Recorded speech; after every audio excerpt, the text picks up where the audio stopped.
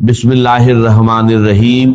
असर के वक्त अर्श का फैसला, एक ऐसा फैसला जिसका ऐलान खुद अल्लाह ताला ने किया और कसम खाकर फरमाया कि हर परेशानी, हर मुसीबत मिनटों में खत्म हो सकती है। जरा ठहर कर सोचिए, जब खालिक एक कायनात खुद किसी अमल की गारंटी दे रहा हो तो फिर उसके असर में शक की गुंजाइश कैसे बाकी रह सकती है। मोहतरम नाज़रीन, आज हम आपको एक ऐसी तस्बीह के बारे में बताने जा रहे हैं जो आपकी जिंदगी के हर अंधेरे को रोशनी में बदल सकती है। वो तस्बीह जो परेशानियों के पहाड़ों को रेजा रेजा कर देती है। वो तस्बीह जिसके बारे में फरमाया गया कि जिस घर में इसे सिर्फ एक बार भी पढ़ लिया जाए उस घर से मुसीबतें, तंगदस्ती, बेचैनी और शैतानी असरात सब खत्म हो जाते हैं और दिलों में सुकून उतर आता है। और आज हम सिर्फ आपको वो तस्बीह ही नहीं बताएंगे बल्कि उसका सही तरीका भी बताएंगे ताकि असर के वक्त की तमाम बरकतें, रहमतें और इनामात आपको मुकम्मल तौर पर हासिल हो सके। इसलिए गुजारिश है, इस पैगाम को आखिर तक जरूर सुनिए, क्योंकि हो सकता है यही वो मोड़ हो जो आपकी जिंदगी बदल दे। मोहतरम नाजरीन, आज के इस तेज रफ्तार और परेशानियों से भरे दौर में हर तरफ एक अजीब सी बेचैनी है। हर शख्स किसी न किसी अंदरूनी करब में मुब्तला है। कोई दौलतमंद है मगर सुकून से महरूम, कोई गरीब है मगर परेशानियों में घिरा हुआ। हुक्मरान हो या आम इंसान, हर जुबान पर एक ही शिकवा है, कारोबार में बरकत नहीं, घरों से सुकून उठ गया, रिश्ते टूट रहे हैं, औलाद नाफरमान हो रही है। क्या आपने कभी गौर किया कि ये सब क्यों हो रहा है? क्यों हमारा माशरा दिन ब दिन मसाइल के समंदर में डूबता जा रहा है? इसका जवाब ना किसी साइंसदान के पास है, ना किसी माहिर नफ्सियात के पास, बल्कि इसकी जड़ हमारी अपनी गफलत में छुपी हुई है। हम अपने खालिक, अपने मालिक, अपने रज्जाक अल्लाह रब्बुल इज्जत से दूर हो चुके हैं। हम दुनिया की आरजी दौलत, फानी लज्जतों और झूठी चमक दमक के पीछे इस कदर भाग रहे हैं कि हमने अपने दीन को, अपनी अब्दी निजात के जरिए को पीछे छोड़ दिया है। और जब इंसान अपने मकसद ए तख्लीक को भूल जाता है तो फिर उस पर दुनियावी मुश्किलात के दरवाजे खोल दिए जाते हैं ताकि वो थक कर, टूट कर वापस अपने रब के दर पर आ जाए। ये एक अटल हकीकत है कि हम जितना कुरान के नूर से दूर होंगे, जितना अपने प्यारे नबी हजरत मोहम्मद सल्लल्लाहु अलैहि वसल्लम की सुन्नतों से दूर होंगे, उतना ही हम परेशानियों में गिरते चले जाएंगे, क्योंकि दिल का सुकून सिर्फ और बचादन में ही सिर्फ अल्लाह के जिक्र में है। लेकिन मोहतरम नाजरीन, यहाँ मायूस होने की बिल्कुल जरूरत नहीं है, क्योंकि हमारा रब कोई सख्त गिर नहीं, बल्कि वो तो निहायत रहम और करम करने वाला है। उसकी रहमत इतनी वसी है कि वो छोटी सी नेकी को भी कबूल कर लेता है और बड़े से बड़े गुनाहों को माफ कर देता है। वो अपने बंदों से 70 मानों से भी ज्यादा मोहब्बत करने वाला है। हर लम्हा हमें तौबा का मौका देने वाला है। जरा अल्लाह की रहमत की एक झलक देखिए जो हमें बुखारी शरीफ की एक मशहूर रवायत में मिलती है। बनी इसराइल की एक औरत जो गुनाहों में डूबी हुई थी, एक दिन सख्त गर्मी में सफर कर रही थी। रास्ते में उसने एक कुत्ते को देखा जो प्यास से तड़प रहा था, कीचड़ चाट रहा था। उस औरत के दिल में रहम जागा। उसने अपने चमड़े के मौजे में पानी भरकर उस कुत्ते को पिला दिया। दुनिया की नजर में ये एक छोटा सा अमल था, मगर अल्लाह रब्बुल इज्जत ने इस नेकी को इतना पसंद फरमाया कि उसी एक अमल के बदले उसके तमाम गुनाह माफ कर दिए। जरा सोचिए, अगर एक गुनाहगार औरत के एक छोटे से रहम के अमल को अल्लाह ने बख्शिश का जरिया बना दिया, तो अगर हम इंसानों पर रहम करें, अपने रिश्तों को जोड़ें और सबसे बढ़कर अपने रब से ताल्लुक मजबूत कर लें, तो हमारी जिंदगी में कितनी जल्दी बदलाव आ सकता है। और एक हदीस कुदसी में अल्लाह ताला फरमाते हैं, ए इब्ने आदम, اگر تو میرے پاس زمین بھر کر گناہ لے کر آئے مگر میرے ساتھ کسی کو شریک نہ کیا ہو تو میں تیرے پاس اتنی ہی مغفرت لے کر آؤں گا۔ یہ ہے ہمارے رب کی شان کربی، اس کی غفاریت۔ وہ تو صرف ہمارے ایک قدم کا انتظار کر رہا ہے۔ اب جب ہم اپنے رب کی اس رحمت اور کرم کو سمجھ چکے ہیں تو یہ جاننا بھی ضروری ہے کہ اس سے تعلق کیسے جوڑا جائے، کیونکہ جیسے ہی یہ تعلق جڑتا ہے ہر پریشانی، ہر مصیبت خود بخود ختم ہونے لگتی ہے۔ اور اس تعلق کو جوڑنے کا سب سے پہلا، سب سے اہم ذریعہ 5 وقت کی نماز ہے، جو دین کی بنیاد ہے۔ یہ نماز ایمان کا ستون اور اس کا عملی ثبوت ہے۔ محترم ناظرین، اسلام کی روح عبادت اور ذکر الہی میں پوشیدہ ہے۔ تلاوت قرآن اور اللہ تعالیٰ کا ذکر، اس کی حمد اوسنا اور تسبیحات اللہ کے ذکر کی سب سے اعلیٰ صورتیں ہیں۔ کچھ لمحات ایسے ہوتے ہیں جو اللہ کے یہاں خاص فضیلت رکھتے ہیں، اور انہی میں سے ایک بابرکت وقت عصر کا وقت ہے۔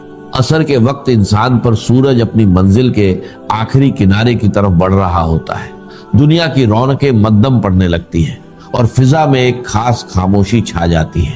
یہی وہ لمحہ ہوتا ہے جب دلوں کے دروازے ذکر الہی کے لیے سب سے زیادہ نرم ہو جاتے ہیں۔ اسی ساتھ میں عرش کے فیصلے کے وقت جب کوئی بندہ اخلاص نیت کے ساتھ یہ تسبیح پڑھنا شروع کرتا ہے تو اس پر رحمت الہی کے دروازے کھلنے لگتے ہیں۔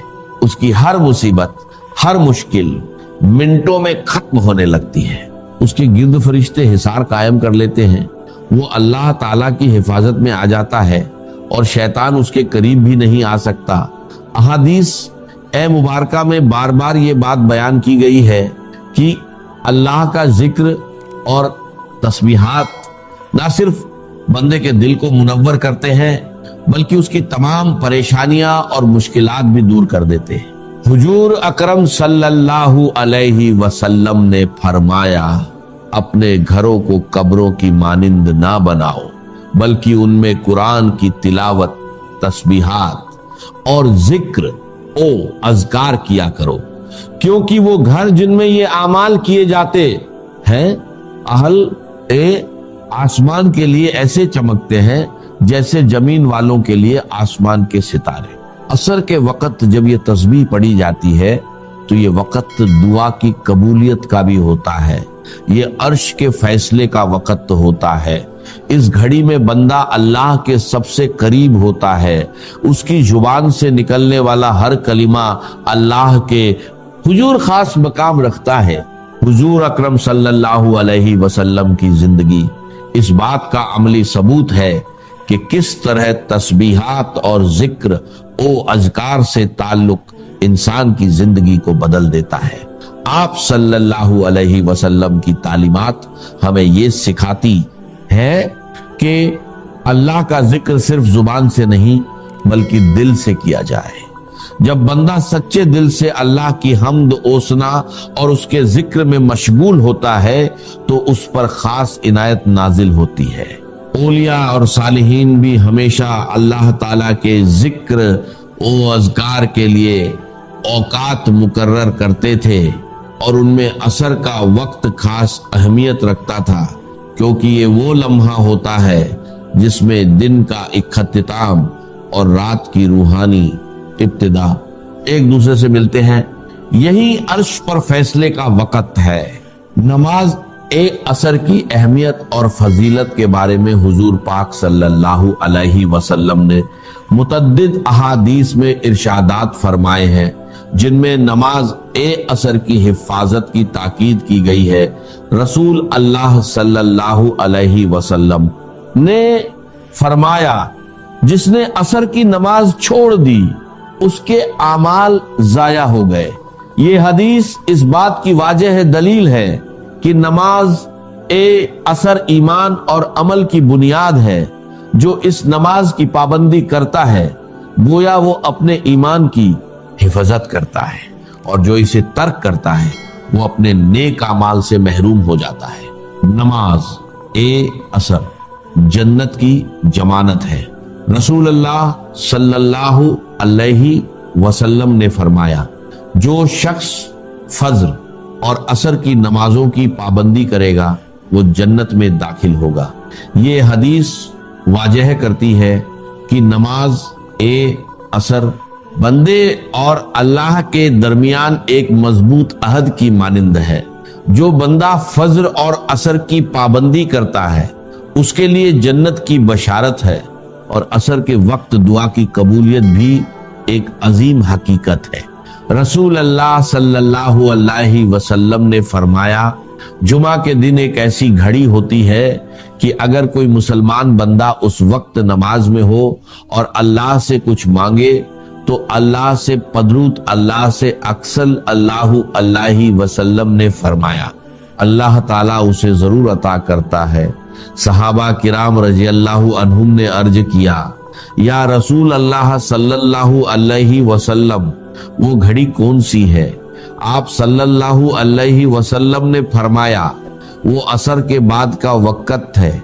ये हदीस हमें बताती है कि खुसूसन जुमा के दिन असर के बाद दुआ की कबूलियत का एक खास लम्हा होता है जिसमें मांगी गई दुआ रद्द नहीं की जाती, कबूलियत के खास लम्हात होते हैं। ये वक्त रूहानी तौर पर बेहद इंतहाई बाबरकत होता है। लिहाजा असर के बाद कुरान की तिलावत, जिक्र और दुआ का एहतिमाम करना कबूलियत का सबब बनता है। असर की नमाज फरिश्तों के गवाह होने का वक्त है। रसूलुल्लाह सल्लल्लाहु अलैहि वसल्लम ने फरमाया, तुम्हारे पास रात और दिन के फरिश्ते आते हैं और वो फज्र और असर के वक्त जमा होते हैं। फिर जो फरिश्ते तुम्हारे पास रात गुजारते हैं वो ऊपर जाते हैं और अल्लाह ताला उनसे पूछता है, तुमने मेरे बंदों को किस हाल में छोड़ा? वो अर्ज करते हैं, हमने इन्हें नमाज पढ़ते हुए छोड़ा और नमाज पढ़ते हुए पाया। असर का वक्त वो मुबारक लम्हा है जब फरिश्ते बंदे के आमाल अल्लाह के हुजूर पेश करते हैं। जो शख्स इस वक्त इबादत, तिलावत या जिक्र में मशगूल होता है उसका हाल फरिश्ते अल्लाह के सामने बेहतरीन सूरत में पेश करते हैं। असर के बाद नेकियों की बरकत के बारे में रसूलुल्लाह सल्लल्लाहु अलैहि वसल्लम ने फरमाया, जो शख्स किसी नेक अमल पर दिन के इख्तिताम में कायम रहता है अल्लाह ताला उस पर अपनी रहमत नाजिल फरमाता है। असर का वक्त दिन के इख्तिताम का वक्त होता है, यानी दिन की मेहनतों, फैसलों और अमाल का निचोड़। अगर बंदा इस वक्त जिक्र इलाही, तिलावत या दुआ में मशगूल हो जाए तो गोया वो अपने दिन को खैर ओ बरकत के साथ मुकम्मल करता है। नमाज असर के वक्त यानी अर्श के फैसले के वक्त, इस तस्बीह को पढ़ने से न सिर्फ घरेलू मसाइल हल होने लगते हैं बल्कि रूहानी तौर पर इंसान के दिल पर सुकून और इत्मीनान नाजिल होता है। इन्न फी ज़ालिका लआयात लिक़ौमिन याक़िलून। अब यहाँ आप देखेंगे वही अंदाज है, अत-तज़कीर बिआलाइल्लाह, अल्लाह की नेमतें, अल्लाह की खल्लाकी, अल्लाह की कुदरत, उसकी निशानियां। व इन ताजब फाजबुल कौलुहु, अगर तुम्हें ताज्जुब करना ही तो काबिल ताज्जुब है उनका कौल, आइज़ा कुन्ना तुराबन आइन्ना लफी खल्किन जदीद, कि जब हम मरकर मिट्टी हो जाएंगे तो क्या हमें दोबारा उठा लिया जाएगा। यानी अल्लाह के लिए दोबारा तुम्हें पैदा कर देना कोई काबिल ताज्जुब बात नहीं। इसने ये सारी कायनात पहले बना दी, हर शय की जो है उसने तख्लीक फरमाई है, तो उसके लिए कहाँ हुई, उसके लिए ये ताज्जुब करना कि वो दोबारा कैसे कर देगा, ये काबिल ताज्जुब है। फ़इन ताजब फाजबुल कौलुहुम आइज़ा कुन्ना तुराबन आइन्ना लफी खल्किन जदीद उलाइका अल्लज़ीना कफ़रू बिरब्बिहिम। असल में ये वो लोग हैं इन्होंने अपने रब का इनकार किया, रब की कुदरत का इनकार कर रहे हैं। आखिरत का इनकार कर रहे हैं, कैसे हो सकता है? क्या मतलब है कि अल्लाह नहीं कर सकता? तो अल्लाह के अला कुल्ली शैइन कदीर होने का इनकार है। उलाइका अल्लज़ीना कफ़रू बिरब्बिहिम व उलाइका अल-अग़लालु फ़ी अनाक़िहिम, और यही वो लोग हैं कि जिनके गर्दनों में तौक पड़े हुए हैं। व उलाइका अस्हाबुन नार, और ये जहन्नमी है, हुम फ़ीहा ख़ालिदून, उसमें हमेशा हमेशा रहेंगे। व यस्तअजिलूनका बिस्सय्यिअति क़ब्ल अल-हसनति, और ये जल्दी मचा रहे हैं आपसे बुराई की भलाई से पहले। वो जो कहते थे बड़ी ही जसारत के साथ, ढिठाई के साथ, ले आइए अज़ाब, ले आइए अज़ाब, तो बुराई भी रहे। वक़द खलत मिन क़ब्लिहिमुल मसूलात, और इनसे पहले बहुत सी मिसालें गुजर चुकी हैं, बहुत सी कौमें हलाक हो चुकी हैं। व इन्न रब्बका लज़ू मग़फ़िरतिन लिन्नास, और यकीनन आपका रब जो है वो लोगों के हक में माफ करने वाला है। वो देर लगा रहा है, वो ताखीर कर रहा है, वो इस तरह का हिस्सी मोजज़ा नहीं दिखा रहा, ये उसकी नरमी है, उसकी शान गफ्फारी है। علی ظلمہم، ان کے ظلم کے باوجود اللہ تعالیٰ جو ہے ان کو معاف کر رہا ہے۔ وَإِنَّ رَبَّكَ لَشَدِيدُ الْعِقَابِ، اور یقیناً اللہ تعالیٰ آپ کا رب جو ہے وہ پھر سزا دینے میں بھی سخت ہے۔ وَيَقُولُ الَّذِينَ كَفَرُوا لَوْلَا أُنزِلَ عَلَيْهِ آيَةٌ مِّن رَّبِّهِ، وہی ایک دلیل ان کے پاس جو رہ گئی تھی، جس کے سوا کوئی اور دلیل نہیں تھی، اور وہ کہتے ہیں یہ کافر کیوں نہیں اتاری گئی ان پر کوئی نشانی ان کے رب کی طرف سے، کوئی حصی معجزہ کیوں نہیں دکھایا محمد نے صلی اللہ علیہ وسلم۔ انما انت منذر ولکل قوم ہاد، تو اے نبی آپ جان لیجئے آپ ہیں بس خبردار کر دینے والے، آپ ہیں بشیر ہیں، نذیر ہیں، آپ کا کام تبلیغ ہے، ابلاغ ہے، تذکیر ہے، باقی ہر قوم کے لیے ہم نے ہادی بھیجے ہیں، اسی طرح آپ کو ہم نے ان کے لیے بھیجا، ان کی ہدایت کے۔ اللہ یعلم ما تحمل کل انثی، اللہ خوب جانتا ہے کہ ہر مادہ چاہے وہ حیوانات میں سے یا انسانوں میں سے ہے، وہ کیا اٹھائے ہوئے ہے، اس کے رحم میں کیا ہے۔ وما تغید الارحام وما تزداد، اور جو سکڑتے ہیں رحم جو ہے وہ سکڑتے بھی ہیں پھیلتے بھی ہیں۔ جب حمل ہوتا ہے، جیسے بچہ بڑھتا ہے تو وہ رحم جو ہے پھیلتا ہے، اور جب وضع حمل ہو جاتا ہے پھر وہ رحم سکڑتا ہے۔ وَكُلُّ شَيْءٍ عِندَهُ بِمِقْدَارٍ، اور ہر چیز اللہ تعالیٰ کے ہاں ایک اندازے کے مطابق ہے، یہ بالل ٹپ نہیں ہو رہا ہے، ہر چیز کا ایک قانون اور قاعدہ مقرر ہے۔ عالم الغیب والشہادۃ الکبیر المتعال، وہ جاننے والا ہے پوشیدہ کا بھی اور ظاہر کا بھی، جو سامنے ہے اس کا بھی اور جو چھپا ہوا اس کا بھی۔ الکبیر ہے، بلکہ اللہ کے ناموں میں سے المتکبر بھی ہے، المتکبر، یہ سورہ حشر میں آپ پڑھیں گے۔ اور وہ المتعال ہے، بہت بلندی والا، بلند ہونے والا۔ سواء منکم من اسر القول ومن جہر بہ، تم میں سے برابر ہیں وہ لوگ جو اپنی بات چھپاتے ہیں دل میں اور وہ کہ جو ظاہر کرتے ہیں۔ ومن ہوا مستخف باللیل، اور وہ کہ جو رات کے وقت چھپتا پھر رہا ہے۔ وسارب بالنہار، اور وہ کہ جو دنوں میں گرگریوں میں پھر رہا ہے۔ یعنی اللہ کے علم کے اعتبار سے تمہارا چھپانا، تمہارا عام کرنا، تمہارا چلنا پھرنا، رات کو کہیں سونا، یہ ساری چیزیں اللہ کے برابر ہیں۔ اللہ کے لیے تو ہر وقت آنے واحد میں تم ان کے سامنے موجود ہو۔ لہو معقبات من بین یدیہ، اس کے لیے پہرے دار اس نے مقرر کر رکھے ہیں تمہارے ان کے سامنے، من خلفہ، اور اس کے پیچھے بھی، یحفظونہ، وہ اس کی حفاظت کرتے رہتے ہیں۔ یہ ہم پہلے بھی پڑھ چکے ہیں سورہ نام میں آیت نمبر 61 میں، یرسل علیکم حفظہ، اللہ تعالیٰ تمہارے اوپر اپنے طرف سے محافظ بھیجتا ہے، گویا کہ باڈی گارڈز اللہ کی طرف سے، جب تک موت کا وقت نہیں آیا ہے فرشتے ہماری حفاظت کر رہے ہیں کہ ابھی ان کا مہلت ہے اور ابھی ان کے امتحان کا وقت ہے، لہذا وہ حفاظت کرتے ہیں۔ لہو معقبات من بین یدیہ، انسانوں کے سامنے بھی، ومن خلف، ان کے پیچھے بھی، یحفظونہ، جو اس کی نگہبانی کرتے ہیں، من امر اللہ، اللہ کے حکم سے۔ ان اللہ لا یغیر ما بقوم حتی یغیروا ما بانفسہم، یقیناً اللہ تعالیٰ کسی قوم کے حالات نہیں بدلتا، جو بھی کچھ ہوتا ہے اس قوم کے ساتھ، جب تک کہ وہ نہیں بدل دیتے جو کچھ ان کی جانوں میں ہوتا ہے، جو کہ ان کے دلوں میں ہوتا ہے۔ خدا نے آج تک اس قوم کی حالت نہیں بدلی، نہ ہو جس کو خیال آپ اپنی حالت کے بدلنے کا۔ آپ کی باطنی کیفیت بدلے گی تو اللہ تعالیٰ کی طرف سے بھی آپ کے ساتھ معاملہ تبدیل ہو جائے گا۔ وَإِذَا أَرَادَ اللَّهُ بِقَوْمٍ سُوءًا فَلَا مَرَدَّ لَهُ، اور جب اللہ تعالیٰ کسی قوم کے لیے کسی بری شے کا فیصلہ کر لیتا ہے، یعنی سزا کا، عذاب کا، پھر اس کو لوٹانے والا کوئی نہیں ہے۔ وَمَا لَهُم مِّن دُونِهِ مِن وَالٍ، اور نہیں ہے کوئی بھی ان کے لیے اللہ کی طرف سے مددگار اور والی۔ هُوَ الَّذِي يُرِيكُمُ الْبَرْقَ خَوْفًا وَطَمَعًا، وہی ہے جو تمہیں دکھاتا ہے بجلی جب چمکتی ہے، خوف سے بھی اور ڈر سے۔ ہو سکتا ہے کوئی طوفان ہو، کوئی بہت بڑی آفت آ رہی ہو، لیکن یہ کہ طمع بھی ہے، بارش ہو، ہماری فصلیں لہلہانے لگے، تو ما بین الخوف والرجاء۔ وَيُنشِئُ السَّحَابَ الثِّقَالَ، اور وہ اٹھاتا ہے بڑے بھاری اور بوجھل جو بادل ہے۔ وَيُسَبِّحُ الرَّعْدُ بِحَمْدِهِ، اور رعد جو ہے جب کڑک ہوتی ہے تو وہ بھی در حقیقت اللہ کی تسبیح کر رہی ہوتی ہے اور اللہ کی حمد کر رہی ہوتی ہے۔ وَالْمَلَائِكَةُ مِنْ خِيفَتِهِ، اور اللہ تعالیٰ کے جو فرشتے ہیں وہ بھی اللہ کے ڈر سے اس وقت حمد کرتے ہیں اور اللہ تعالیٰ کی تسبیح کرتے ہیں۔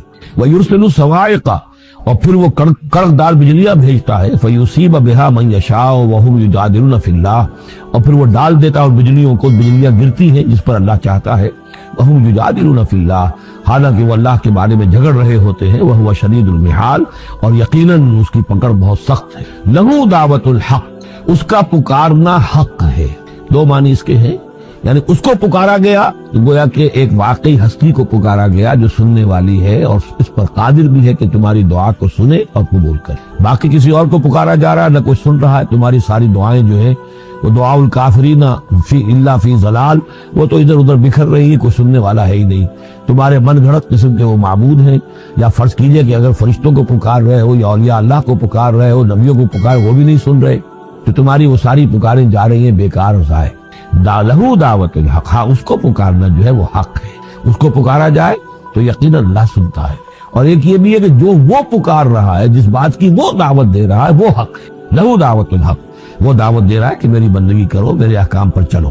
والذین یدعون من دونہ لا یستجیبون لہم، اور جن کو یہ پکار رہے ہیں اس کے سوا، وہ ان کو نہ کچھ سنتے ہیں نہ ان کی دعا کو قبول کرتے ہیں، بشیء الا کباسط، لیکن سوائے اس کے کہ ان کی مثال اس شخص کی سی ہے کباسط کفہ الی الماء لیبلغ فاہ، کہ کوئی شخص اپنا ہاتھ پانی کی طرف بڑھا رہا ہے کہ وہ پانی جو ہے اس کے منہ تک پہنچ جائے، وما ہوا ببالغہ، اور وہ پانی اس کے منہ تک پہنچنے والا نہیں ہے۔ جیسے یہ کار عبث ہے، پانی آپ لیں گے چلی میں منہ میں ڈالیں گے، صرف ہاتھ کے بڑھانے سے تو پانی نہیں آ جائے گا، جیسے یہ کار عبث ہے ایسے ہی اللہ کے سوا کسی اور کو پکارنا کار عبث ہے۔ وما دعاء الکافرین الا فی ضلال، وہ الفاظ بھی آ گئے، اور یہ جو پکارنا ہے ان کافروں کا جو اللہ کے سوا کسی اور کو پکارتے ہیں، یہ صدا بے صحرا ہے، لا حاصل ہے، ضلال ہے، گم ہو جانے والی دعائیں ہیں۔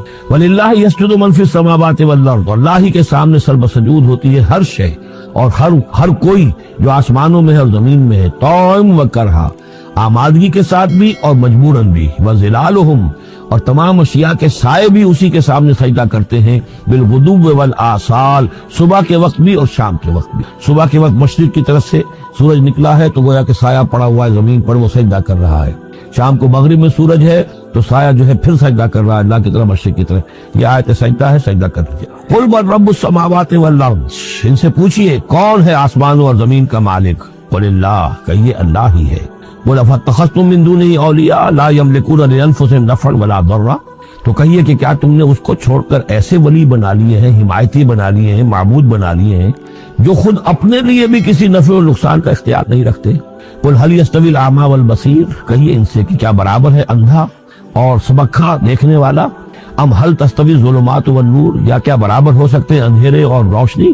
ام جعلوا للہ شرکاء، کیا انہوں نے اللہ کے لیے ایسے شریک ٹھہرا دیے ہیں، خلقوا کا خلق ہی، جنہوں نے اللہ کی طرح کی تخلیق کی ہے، فتشابہ الخلق علیہم، تو یہ جو خلق ہے ان پر متشابہ ہو گئی ہے کہ کون سی تخلیق اللہ کی مانے، کون سی تخلیق کسی اور کی مانے، جبکہ وہ مانتے تھے کہ تخلیق کل کی کل اللہ کی ہے۔ ام جعلوا للہ شرکاء خلقوا کخلقہ فتشابہ الخلق علیہم قل اللہ خالق کل شیء، کہہ دیجئے کہ اللہ تعالیٰ ہی ہے خالق ہر شے کا، وہو الواحد القہار، اور وہ ہے اکیلا، تنہا اور چھایا ہوا، زبردست۔ انزل من السماء ماء فسالت اودیۃ، اس نے آسمان سے پانی برساتا ہے، بارش برساتا ہے تو پھر تمام وادیاں بہنے لگتی ہیں، کیونکہ اکثر و بیشتر علاقہ جس میں قرآن نازل ہوا میں نے آپ کو بتایا وہ حجاز کا تھا۔ حجاز میں پہاڑی سلسلے ہوتے ہیں، جب بارش ہوئی تو اب پہاڑوں کی رینج کے درمیان وادیاں ہیں، پھر وادیوں میں پانی جو سیلاب آتا ہے، سالت اودیۃ، تمام وادیاں جو ہے وہ بہ نکلی سیلاب کے ساتھ، بے قدرہا، اپنی اپنی وسعت کے مطابق۔ کسی وادی کا کیچمنٹ ایریا زیادہ ہے تو زیادہ زوردار سیلاب آ جائے گا، کسی کا تھوڑا ہے کیچمنٹ ایریا تو کا سیلاب آئے گا۔ فاحتمل السیل زبدا رابیہ، اور جب یہ سیلاب آتا ہے تو وہ اپنے اوپر ایک جھاگ سا اٹھا لیتا ہے، وہ جھاگ اوپر اٹھ رہا ہے، جھاگ جو ہے نظر آ رہا ہے بہت کچھ، حالانکہ ہے وہ جھاگ، اس کی کوئی حقیقت نہیں۔ وَمِمَّا يُوقِدُونَ عَلَيْهِ فِي النَّارِ ابْتِغَاءَ حِلْيَةٍ أَوْ مَتَاعٍ زَبَدٌ مِثْلُهُ، اور یہ جب آگ پر تپاتے ہیں دھاتوں وغیرہ کو کہ وہ زیور بنانے کے لیے یا کوئی اور ساز و سامان بنانے کے لیے، تو جب آگ کے اوپر ان کو تپایا جاتا ہے تو وہاں بھی اس کے اوپر بھی جھاگ پیدا ہو جاتا ہے اسی طریقے کا۔ كَذَلِكَ يَضْرِبُ اللَّهُ الْحَقَّ وَالْبَاطِلَ، اسی طرح اللہ تعالیٰ حق و باطل کو ٹکراتا ہے۔ اس کے دو ترجمے کیے گئے ہیں، اس طرح اللہ تعالیٰ حق و باطل کو ٹکراتا ہے، یا اسی طرح اللہ تعالیٰ حق اور باطل کی مثال بیان کرتا ہے۔ فَأَمَّا الزَّبَدُ فَيَذْهَبُ جُفَاءً، تو یہ جو اوپر کا ہوتا ہے جھاگ وہ تو پھر خشک ہو جاتا ہے، ختم ہو جاتا ہے، اس کی کوئی حقیقت نہیں ہوتی۔ وَأَمَّا مَا يَنْفَعُ النَّاسَ فَيَمْكُثُ فِي الْأَرْضِ، اور جو شے لوگوں کے لیے مفید ہوتی ہے، پانی مفید ہے جو نیچے ہے، نظر نہیں آ رہا، اوپر جھاگ نظر آ رہا ہے، نیچے پانی ہے، مفید شے تو پانی ہے، وہ زمین میں جذب ہو جاتی ہے، وہ ٹک جاتی ہے۔ اسی طریقے سے جو اوپر جھاگ آ گیا کوٹھالی کے اندر، وہ جھاگ تو ضائع ہو جائے گا، وہ میل کچیل ہے، جو اصل سونا ہے وہ نیچے ہے۔ وَأَمَّا مَا يَنْفَعُ النَّاسَ فَيَمْكُثُ فِي الْأَرْضِ كَذَلِكَ يَضْرِبُ اللَّهُ الْأَمْثَالَ، اسی طرح اللہ تعالیٰ مثالیں بیان کرتا ہے۔ یہ مقام اس اعتبار سے بہت اہم ہے کہ اس میں جو ڈائلیکٹیکل میٹریلزم کا فلسفہ ہے مارکس کا، اس کا جتنا حصہ صحیح ہے وہ یہاں قرآن مجید میں اس آیت میں موجود ہے۔ یہ جتنے بھی نظریات ہیں جدید دور کے، ان میں سے کوئی بھی ایسا نہیں ہے کہ جو 100% غلط ہو۔ چاہے ڈارون کا نظریہ ہو اور چاہے وہ فرائیڈ کے نظریات ہوں، چاہے مارکس کے نظریات ہوں، اس میں گڈمٹ ہے، غلط اور صحیح۔ تو جہاں تک ڈائلیکٹیکل مٹیریلزم کا یہ فلسفہ ہے کہ ایک شے کسی معاشرے میں پیدا ہوتی ہے، وہ دعویٰ بن جاتی ہے، تھیسس، اس کا پھر ایک رد عمل پیدا ہوتا ہے، اینٹی تھیسس، پھر یہ تھیسس اور اینٹی تھیسس ٹکراتے ہیں، ان کے ٹکرانے سے پھر ایک نئی شکل پیدا ہوتی ہے، وہ اب سنتھسس ہے، ایک بہتر شکل وجود میں آ جائے گی۔ لیکن یہ سنتھسس بھی کامل نہیں ہے، اس کے اندر بھی کوئی نقص ہے، لہذا پھر اب یہ سنتھسس بن جائے گا، اس کے ہی کوکھ سے ایک اینٹی تھیسس جو پھر جنم لے لے گا، پھر یہ سنتھسس اینٹی تھیسس ٹکرائیں گے، پھر سنتھسس ہوگا، اس طرح درجہ بدرجہ چیز جو ہے آگے بڑھتی جا رہی ہے۔ اس تصادم میں جو شے لوگوں کے لیے، انسانوں کے لیے مفید ہوتی ہے وہ باقی رہتی ہے، اور جو شے مفید نہیں ہوتی وہ ختم ہو جائے۔ یہ پوری تھیوری ہے، لیکن چونکہ اس میں سارا معاملہ ہے مادے کا، روح اور اس کی حقیقت یہ ان لوگوں کے سامنے سرے سے ہے نہیں۔ اس حوالے سے ہی ساری گمراہی ہو گئی ڈارون کے نظریے میں، اسی حوالے سے ساری گمراہی ہو گئی فرائیڈ کے نظریے میں، اسی حوالے سے ساری گمراہی ہو گئی مارکس کے نظریے میں۔ لیکن یہاں بھی دیکھیے، جیسے کہ سورہ انبیاء کی آیت نمبر 18 میں آیا ہے، بل نقذف بالحق علی الباطل فیدمغہ، ہم دے مارتے ہیں حق کو باطل پر، تو باطل کا وہ بھیجا نکال دیتا ہے، فاذا ہوا زاہق، اور باطل جو ہے پھر وہ غائب ہو جاتا ہے۔ تو باطل کی حیثیت یہ ہے۔ تو یہ ٹکراؤ جو ہے حق و باطل کا اور خیر و شر کا کشاکش جو ہے یہ ہو رہی ہے، تو اس میں بھی ایک حد تک بات صحیح ہے کہ تدریجاً پھر جو نسل انسانی ہے وہ تمدن کے ارتقاء کے مراحل وہ طے کر رہی ہے، اور رفتہ رفتہ بہتری کی طرف آ رہی، جس کو اقبال نے کہا ہے کہ ہر کجا بینی جہانے رنگ و بو، کہ از خاکش بروید آرزو، یاد نور مصطفیٰ اورا بہاس، یا ہنوز اندر تلاش مصطفیٰ۔ یہ جو سوشل ایولیوشن ہے یہ خود رفتہ رفتہ اب اسی راستے پر بڑھ رہا ہے جس راستے پر کہ محمد رسول اللہ صلی اللہ علیہ وسلم نے اب سے 1400 برس ایک ہی چھلانگ میں نوع انسانی کو پہنچا دیا تھا۔ كذلك يضرب الله الحق والباطل فأما الزبد فيذهب جفاء وأما ما ينفع الناس فيمكث في الأرض كذلك يضرب الله الأمثال للذين استجابوا لربهم الحسنى، جو لوگ اپنے رب کی دعوت پر لبیک کہتے ہیں، قبول کرتے ہیں اپنے رب کے احکام کو، ان کے لیے بھلائی ہے۔ والذین لم یستجیبوا لہ، اور جو لوگ اس کی پکار پر لبیک نہیں کہتے، لو ان لہم ما فی الارض جمیعا ومثلہ معہ لافتدوا بہ، اگر ان کے پاس کل زمین میں جتنا ساز و سامان ہے، دولت ہے، وہ بھی ہو اور اتنا ہی اور بھی ہو، تو وہ سارا بھی وہ فدیے میں دینے کے لیے تیار ہو جائیں گے۔ اولئک لہم سوء الحساب، ان کے لیے یقیناً برا حساب ہے، یعنی حساب سے جو نتیجہ ان کے حق میں نکلنے والا ہے وہ بہت برا ہے۔ ومأواہم جہنم، ان کا ٹھکانہ جہنم ہے، وبئس المہاد، اور وہ بہت برا ٹھکانہ ہے۔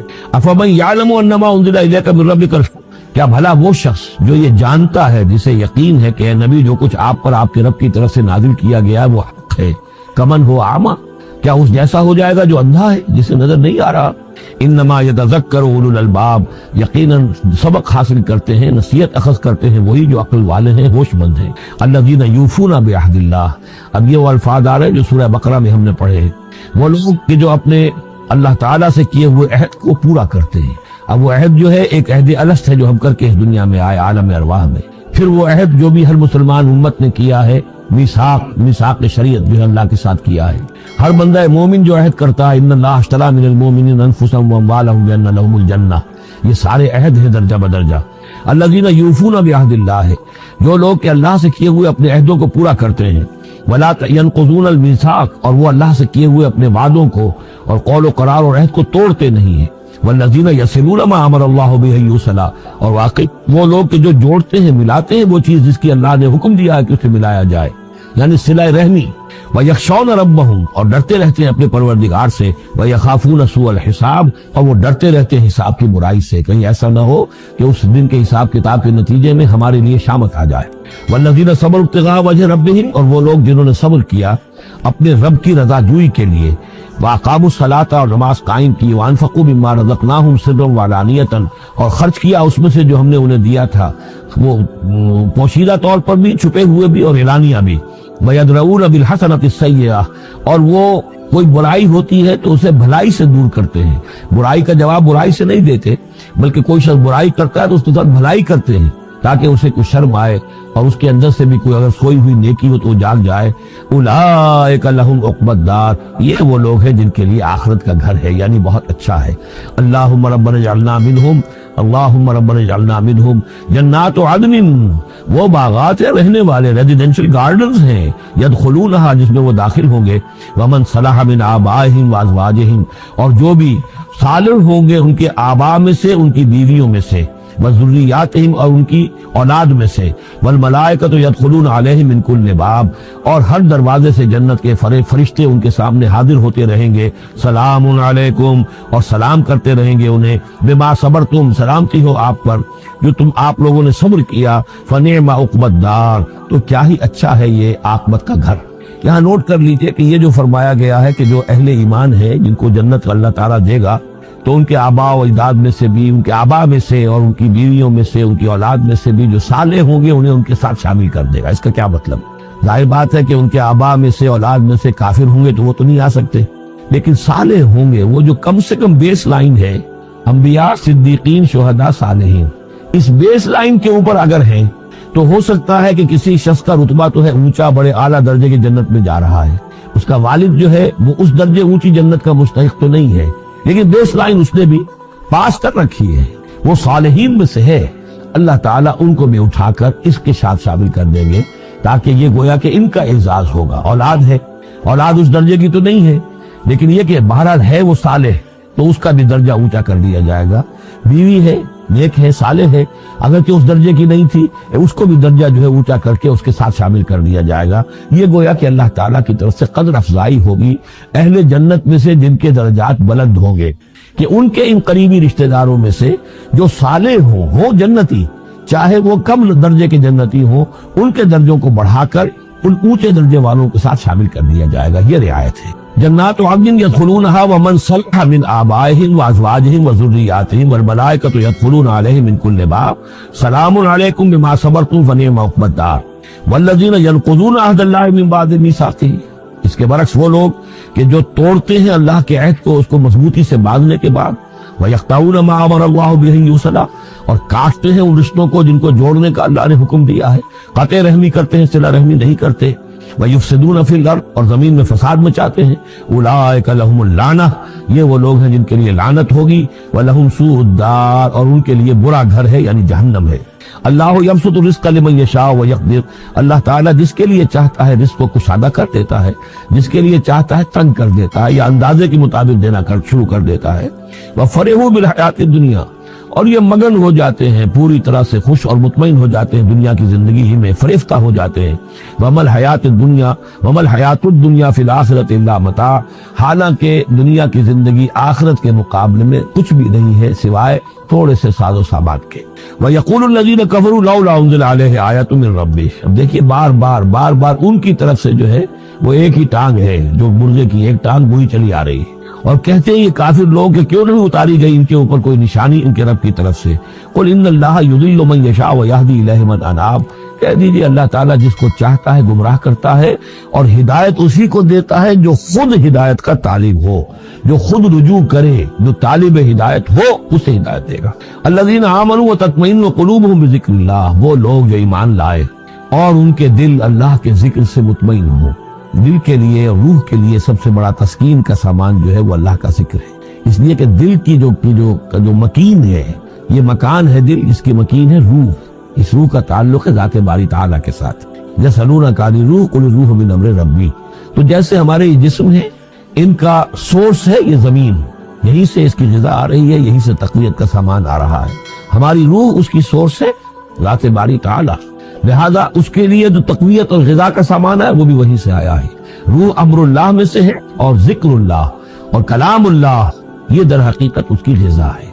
الذین آمنوا وتطمئن قلوبهم بذکر اللہ، الا بذکر اللہ تطمئن القلوب، آگاہ ہو جاؤ، دل جو ہے انہیں تو اطمینان جو حاصل ہوتا ہے وہ اللہ کے ذکر ہی سے ہوتا ہے۔ الذین آمنوا، باقی دنیاوی نعمتوں وغیرہ سے دلی اطمینان حاصل نہیں ہوتا۔ بہت سے لوگ ہوتے ہیں مخملی گدیروں کے اوپر بھی نیند نہیں آتی، پریشان رہتے ہیں، بے چین رہتے ہیں، ہر طرح کا ساز و سامان ہے، عیش کا سامان ہے، ساری ضرورتیں ہیں، آسائشیں ہیں، سب کچھ ہے، پھر بھی چین نہیں ہے، دل کو اطمینان نہیں ہے۔ الذین آمنوا وعملوا الصالحات طوبی لہم وحسن مآب، وہ لوگ جو ایمان لائے اور جنہوں نے نیک عمل کیے ان کے لیے خوشحالی ہے، خوبی ہے، مبارکباد ہے اور لوٹنے کا بہت اچھا مقام ہے۔ کذالک ارسلناک فی امۃ قد خلت من قبلها امم، ہم نے اسی طریقے سے نبی بھیجا ہے آپ کو ایک ایسی امت میں کہ جس سے پہلے بہت سی امتیں گزر چکی ہیں، لتتلو علیہم الذی اوحینا الیک، تاکہ آپ تلاوت کر کے سنائیں ان لوگوں کو وہ چیز جو ہم نے وحی کی ہے آپ کی طرف۔ وہم یکفرون بالرحمن، اور یہ رحمان کے انکار کر رہے ہیں۔ قل هو ربی، اصل میں اللہ کے نام سے تو واقف تھے لیکن رحمان گور کو یہ نام جو ہے عجیب لگتا تھا، اس کو وہ اگرچہ موجود تھا عرب میں پہلے سے موجود تھا لیکن عام طور پر مشرکین مکہ جو ہے وہ کچھ بدکتے تھے رحمان کے نام سے۔ وہم یکفرون بالرحمن قل هو ربی، کہہ دیجئے وہ میرا رب ہے، لا الہ الا ہو، اس کے سوا کوئی معبود نہیں، علیہ توکل، تو اسی کی طرف، اسی پر میرا سارا دار و مدار اور انحصار ہے اور بھروسہ ہے، وإلیہ متاب، اور اسی کی طرف میرا رجوع کرنا ہے، میرا لوٹنا ہے۔ وَلَوْ أَنَّ قُرْآنًا، اب پھر اسی بات کا جواب دیا جا رہا ہے، یہ مضمون سورہ انعام میں ہم تفصیل سے پڑھ چکے ہیں۔ اور اگر ہم نے ایسا قرآن اتارا ہوتا، یعنی ہم نے تو معجزہ دیا قرآن معجزہ اسی کے لیے ہے کہ جو واقعی حق کا طالب ہے اسے اس قرآن سے پوری ہدایت مل جائے گی، اس کے دلوں کے تار کو وہ چھیڑ دے گا، اس کے اندر کی ڈورمنٹ جو اس کی کانشسنس ہے، جس کے اندر ایمانی حقائق موجود ہیں، وہ ایکٹیویٹ ہو کر اس کے شعور کے اوپر آ جائیں گے۔ لیکن یہ کہ جو لوگ حصی معجزہ چاہتے ہیں، تو فرمایا اگر ہم نے کوئی ایسا قرآن بھیجا ہوتا، سیرت بہ الجبال، جس کے ذریعے سے پہاڑ چل پڑتے اور قطعت بہ الارض، یا زمین کے ٹکڑے ٹکڑے ہو جاتے، اور کلم بہ الموتى، یا یہ کہ فرشتوں کے ذریعے سے کلام کر لیا جاتا، بل للہ الامر جمیعا، یعنی اس کے بعد محذوف کیا ہے، تب بھی یہ لوگ ایمان لانے والے نہیں تھے۔ اگر یہ سارے معجزے بھی ان کو دکھا دیے جاتے یہ ایمان لانے والے نہیں تھے، بل للہ الامر جمیعا، لیکن یہ کہ تمام اختیار کل کا کل اللہ کے ہاتھ میں ہے۔ افلم ییأس الذین آمنوا، اور یہ اہل ایمان کے بارے میں کہا جا رہا ہے، کیا یہ اہل ایمان جو ہے کیا اس پر مطمئن نہیں ہو جاتے، کیا ان کی دل جمی نہیں ہوتی اس پر؟ اللہ یشاء اللہ لہدی الناس جمیعا، اگر اللہ چاہتا تو تمام انسانوں کو ہدایت دے دیتا۔ اگر تو اسی طریقے سے ہم نے جبر کرنا ہوتا لوگوں پر تو پوری دنیا کو ہم اعان واحد میں مسلمان بنا سکتے ہیں۔ ولا یزال الذین کفروا تصیبهم بما صنعوا، اور یہ جو کافر ہیں ان کو برابر پہنچتا رہے گا ما صنعوا، ان کے کرتوتوں پر، قارعۃ، کوئی صدمہ، کوئی دھڑکا لگا رہے گا، اور تحل قریبا من دارہم، یا یہ کہ ان کے قریب، ان کے گھروں کے قریب میں کوئی شے اترے گی، عذاب الہی اترے گا، حتیٰ یاتی وعد اللہ، یہاں تک کہ اللہ تعالیٰ کا وعدہ آ جائے گا۔ یعنی یہ جو بھی ان کو خبریں سنائی جا رہی ہیں، ان کے لیے تخویف، ان کے لیے انذار کا سامان فراہم ہوتا رہے گا یہاں تک کہ اللہ تعالیٰ کا وعدہ پورا ہو جائے۔ ان اللہ لا یخلف المیعاد، یقیناً اللہ تعالیٰ اپنے وعدے کی خلاف ورزی نہیں کرتا۔ وَلَقَدِ اسْتُهْزِئَ بِرُسُلٍ مِّن قَبْلِكَ، اور اے نبی آپ سے پہلے بھی رسولوں کا مذاق اڑایا گیا۔ فَأَمْلَيْتُ لِلَّذِينَ كَفَرُوا ثُمَّ أَخَذْتُهُمْ، تو میں نے ڈھیل دی کچھ عرصے کے لیے کافروں کو اور پھر میں نے ان کو پکڑ لیا۔ فَكَيْفَ كَانَ عِقَابِ، تو کیسا رہا میرا پکڑنا، کیا حشر ہوا قوم نوح کا اور قوم ہود کا اور قوم صالح کا اور قوم لوط کا اور قوم شعیب کا اور آل فرعون کا۔ افمن ہوا قائم علی کل نفس بما کسبت، کیا بھلا وہ ہستی جو ہر جان کے اوپر کھڑی ہوئی ہے اس کے کرتوتوں کو لیے ہوئے۔ اللہ تعالیٰ جو ہے ہر آن ہر شخص کے ساتھ موجود ہے اور اللہ کے پاس ہر شخص کے کا اعمال نامہ محفوظ ہے، وہ ہستی ہے اللہ، اس سے ڈرنا چاہیے۔ وَجَعَلُوا لِلَّهِ شُرَكَاءَ، اور انہوں نے اللہ کے شریک بنا دیے ہیں جن کی کوئی حیثیت نہیں۔ اللہ تو ہر آن تمہارے ساتھ ہے اور وہ جو کچھ تم کر رہے ہو تمہارا اعمال نامہ اس کے پاس ہے، ہر چیز جو ہے اس کے اندر درج ہے۔ عَلَىٰ كُلِّ نَفْسٍ بِمَا كَسَبَتْ وَجَعَلُوا لِلَّهِ شُرَكَاءَ، انہوں نے اللہ کے شریک ٹھہرا دیے ہیں۔ قُلْ سَمُّوهُمْ، کہیے ذرا ان سے ان کے نام تو بتاؤ۔ أَتُنَبِّئُونَهُ بِمَا لَا يَعْلَمُ فِي الْأَرْضِ أَمْ بِظَاهِرٍ مِّنَ الْقَوْلِ، کیا تم اللہ کو جتانا چاہتے ہو وہ شے جو وہ نہیں جانتا آسمان میں اور زمین میں؟ یعنی تم نے جو شفعاء بنا لیے ہیں، کیا ان کے پاس علم زیادہ ہے اللہ کے؟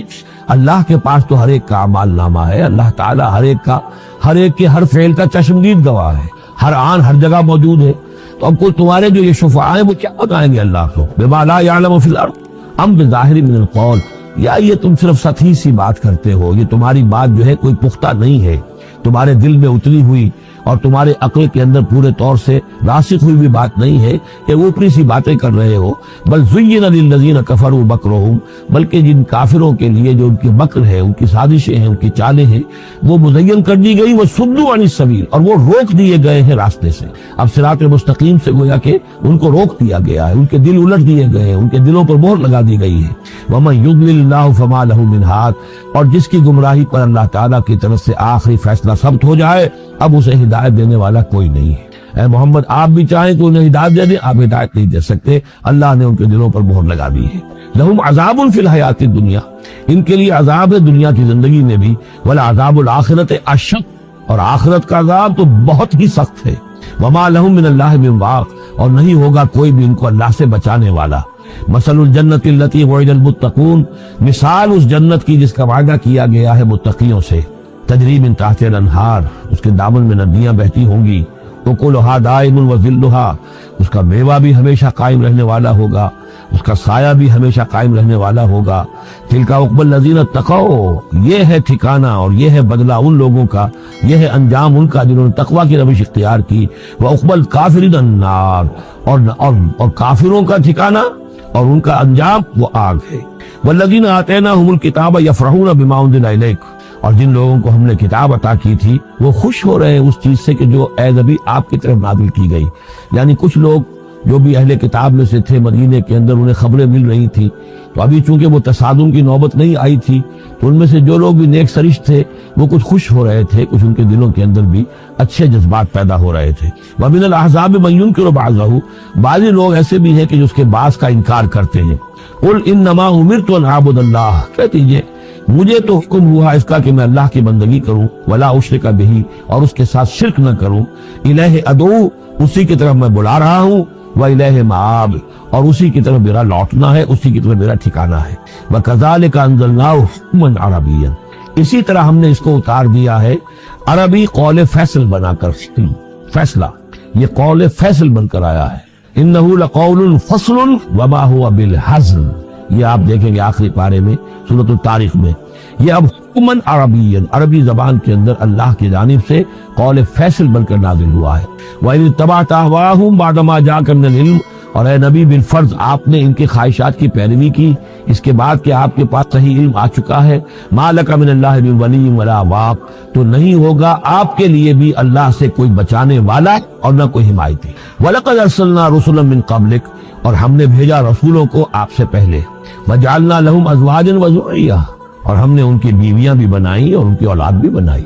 آپ سے پہلے جو بھی رسول آئے ہیں ظاہر بات ہے کہ وہ اسی طریقے سے عام انسانوں کی طرح ان کی ولادت بھی ہوتی تھی، سوائے حضرت مسیح علیہ السلام کے کہ ان کی ولادت جو ہے وہ بغیر باپ کے ہوئی ہے. باقی یہ کہ ان کے پھر اولاد بھی ہوتی تھی، وہ شادیاں بھی کرتے تھے. حضرت ابراہیم کی 3 بیویوں سے تو ہم واقف ہیں، ان کی اولادیں ہوئی ہیں. وَلَقَدْ أَرْسَلْنَا رُسُلًا مِن قَبْلِكَ وَجَعَلْنَا لَهُمْ أَزْوَاجًا وَذُرِّيَّةً، ہم نے ان کے لیے بیویاں بھی بنائی اور ان کی اولادیں بھی. وَمَا كَانَ لِرَسُولٍ أَن يَأْتِيَ بِآيَةٍ إِلَّا بِإِذْنِ اللَّهِ، اور کسی رسول کے لیے یہ ممکن نہیں تھا کہ وہ کوئی نشانی لے آتا، کوئی معجزہ دکھاتا، مگر اللہ کے اذن سے، اللہ کے حکم سے. لِكُلِّ أَجَلٍ کتاب، ہر ایک وعدہ جو ہے وہ لکھا ہوا ہے، ہر شے معین ہے، ہر ایک کی مہلت جو ہے وہ درج ہے. يَمْحُو اللَّهُ مَا يَشَاءُ، اللہ جس چیز کو چاہتا محو کر دیتا ہے، مٹا دیتا ہے. وَيُثْبِتُ، اور جس چیز کو چاہتا ہے باقی رکھتا ہے، اس کو جمع دیتا ہے. جس چیز کو چاہتا ہے محو کر دیتا ہے، جس چیز کو چاہتا ہے وہ اس کو قائم رکھتا ہے. وَعِندَهُ أُمُّ الْكِتَابِ، اور اس کے پاس ہے ام الکتاب، اصل کتاب. وَإِنَّهُ لَفِي أُمِّ الْكِتَابِ لَدَيْنَا لَعَلِيٌّ حَكِيمٌ، یہ قرآن بھی اس ام الکتاب کے اندر ہے، لَعَلِيٌّ حَكِيمٌ. اسے آپ لوح محفوظ کہیں، ام الکتاب کہیں، کتاب مکنون کہیں، اصل قرآن وہاں ہے.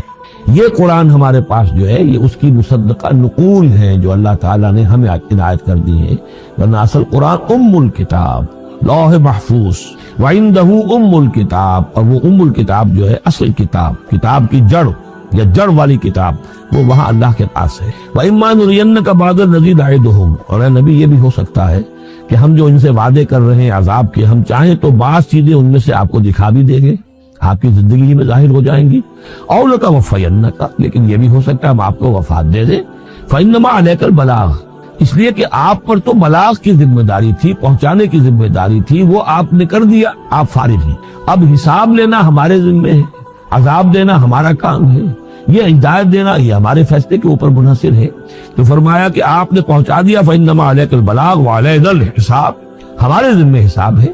اولم یروا انا ناتی الارض ننقصها من اطرافها، کیا یہ دیکھتے نہیں کہ ہم لا رہے ہیں، چلے آتے ہیں زمین کو گھٹاتے ہوئے، تنگ کرتے ہوئے کناروں سے۔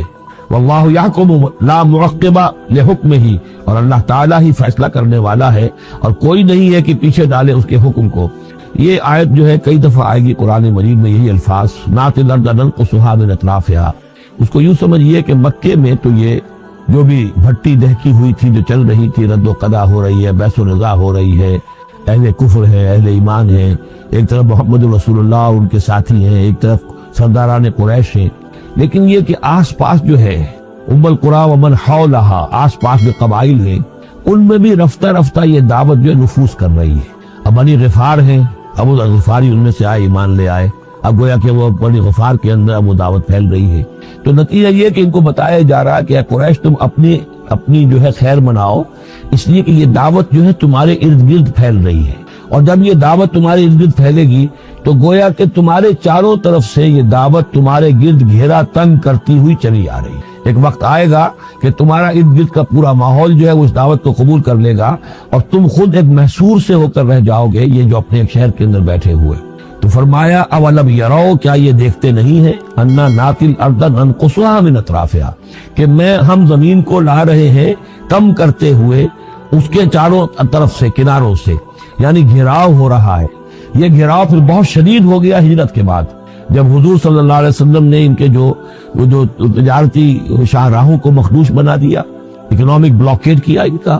دوسرے یہ کہ پھر آپ نے آس پاس کے جو بھی وہ جو قبائل تھے ان کے ساتھ صلح شروع کر دی، معاہدے کرنے شروع کر دیے۔ تو پہلے یا وہ قبیلے جو ہے قریش کے جو حلیف تھے، اب وہ حضور کے حلیف بن گئے، اور یا یہ کہ وہ نیوٹرل ہو گئے کہ ہم نہ تو آپ کا ساتھ دیں گے قریش کے خلاف اور نہ قریش کا ساتھ دیں گے آپ کے خلاف۔ اس سے بھی زون آف انفلوئنس ان کا کم ہوتا جا رہا تھا۔ تو اکنامک بلاکیڈ جو آپ نے کیا، اور دوسرے پولیٹیکل زون آف انفلوئنس جو ان کا کم ہو رہا تھا، اس سے ان کا پولیٹیکل آئسولیشن ہو رہا ہے، یہ بھی گویا کہ زیادہ محسوس ہو گیا ہے ہجرت کے بعد۔ اور یہ منہج انقلاب نبی نامی کتاب میں نے تفصیل سے اس پر بحث کی ہے، اور فلسفہ انقلاب جو ہے، بلکہ کہنا چاہیے فلسفہ سیرت کے اعتبار سے یہ بہت اہم موضوع ہے، بہت کم لوگوں نے اس پر توجہ دی ہے۔ اولم یروا انا ناتی الارض ننقصها من اطرافها واللہ یحکم، اور اللہ ہی فیصلہ کرے گا، بالآخر آخری فیصلہ اسی کی طرف سے ہوگا۔ لا معقب لحکمہ، کوئی نہیں ہے جو اس کے حکم کو پیچھے ڈال سکے۔ وہو سریع الحساب، اور وہ حساب لینے میں بھی بہت جلد کرتا ہے، جلدی تیزی ہے حساب لینے میں۔ وقد مکر الذین من قبلہم، اور ان سے پہلے جو تھے انہوں نے بھی بڑی چالیں چلی تھی، بڑی اسکیمیں بنائی تھی، بڑی سازشیں کی تھی، بہت کچھ انہوں نے بھی اپنی پلاننگ کی تھی انبیاء اور رسل کی دعوت کو روکنے کے لیے۔ فللہ المکر جمیعا، یہ سارا کا سارا مکر جو ہے اللہ کے اختیار میں ہے، کسی کی چال چل نہیں سکتی جب تک اذن رب نہ ہو، اور گویا کہ اللہ تعالیٰ جو ہے ان کی تمام چالوں کا احاطہ کیے ہوئے محیط ہے۔ یعلم ما تکسب کل نفس، وہ جانتا ہے ہر ذی نفس جو کچھ کماتا ہے، ہر انسان جو کمائی کرتا ہے، ہر جان جو کمائی کرتی ہے وہ اس کے علم میں ہے۔ بس یعلم الکفار لمن عقبی الدار، اور ان قریب معلوم ہو جائے گا ان کافروں کو کہ وہ پچھلا گھر، عاقبت کا گھر کس کے لیے، یعنی اس کی خیر، اس کی بھلائی، اس کا عیش، اس کا آرام کس کے لیے ہے۔ یقول الذین کفروا لست مرسلا،